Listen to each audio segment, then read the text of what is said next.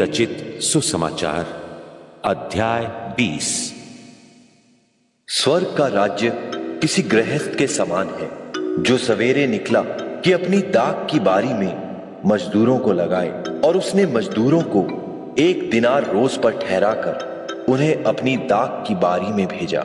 फिर पहर एक दिन चढ़े निकलकर और अनेकों को बाजार में बेकार खड़े देखकर उनसे कहा, तुम भी दाख की बारी में जाओ और जो कुछ ठीक है तुम्हें दूंगा। सो वे भी गए।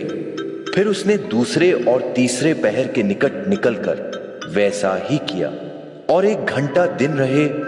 फिर निकलकर औरों को खड़े पाया और उनसे कहा, तुम क्यों यहां दिन भर बेकार खड़े रहे?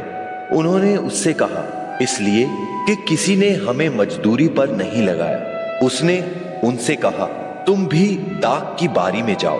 सांझ को दाख की बारी के स्वामी ने अपने भंडारी से कहा, मजदूरों को बुलाकर पिछलों से लेकर पहलों तक उन्हें मजदूरी दे दे।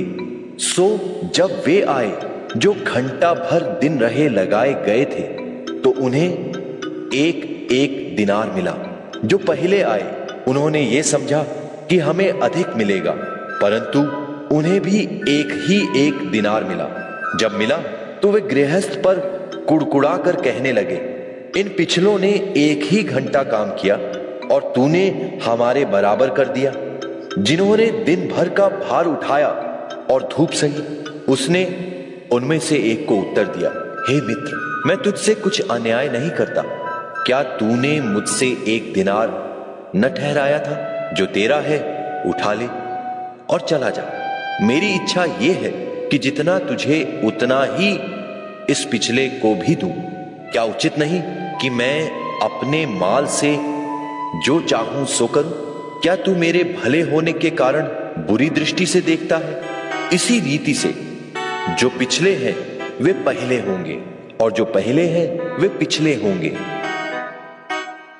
यीशु यरूशलेम को जाते हुए 12 चेलों को एकांत में ले गया और मार्ग में उनसे कहने लगा, देखो, हम यरूशलेम को जाते हैं, और मनुष्य का पुत्र महायाजकों और शास्त्रियों के हाथ पकड़वाया जाएगा, और वे उसको घात के योग्य ठहराएंगे और उसको अन्य जातियों के हाथ सौंपेंगे कि वे उसे ठट्टों में उड़ाएं और कोड़े मारे और क्रूस पर चढ़ाएं, और वो तीसरे दिन जिलाया जाएगा। तब जब्दी के पुत्रों की माता ने अपने पुत्रों के साथ उसके पास आकर प्रणाम किया, और वो उससे कुछ मांगने लगी। उसने उससे कहा, तू क्या चाहती है? वो उससे बोली, ये कह कि मेरे ये 2 पुत्र तेरे राज्य में, एक तेरे दाहिने और एक तेरे बाएं बैठे। यीशु ने उत्तर दिया, तुम नहीं जानते कि क्या मांगते हो। जो कटोरा मैं पीने पर हूं, क्या तुम पी सकते हो? उन्होंने उससे कहा, पी सकते हैं। उसने उनसे कहा, तुम मेरा कटोरा तो पियोगे, पर अपने दाहिने बाएं किसी को बैठाना मेरा काम नहीं।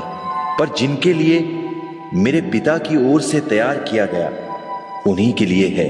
ये सुनकर 10 चेले उन दोनों भाइयों पर क्रुद्ध हुए। यीशु ने उन्हें पास बुलाकर कहा, तुम जानते हो कि अन्य जातियों के हाकिम उन पर प्रभुता करते हैं, और जो बड़े हैं वे उन पर अधिकार जताते हैं, परंतु तुम में ऐसा न होगा।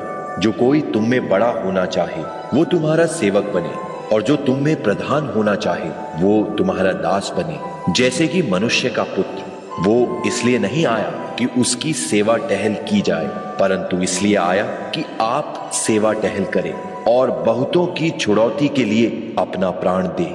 जब वे यरीहो से निकल रहे थे तो एक बड़ी भीड़ उसके पीछे हो ली, और देखो, 2 अंधे जो सड़क के किनारे बैठे थे, ये सुनकर कि यीशु जा रहा है, पुकार कर कहने लगे, हे प्रभु, दाऊद की संतान, हम पर दया कर। लोगों ने उन्हें डांटा कि चुप रहे, पर वे और भी चिल्लाकर बोले, हे प्रभु, दाऊद की संतान, हम पर दया कर। यीशु ने खड़े होकर उन्हें बुलाया और कहा, तुम क्या चाहते हो कि मैं तुम्हारे लिए करूं? उन्होंने उससे कहा, हे प्रभु, ये कि हमारी आंखें खुल जाएं। यीशु ने तरस खाकर उनकी आंखें छुई, और वे तुरंत देखने लगे और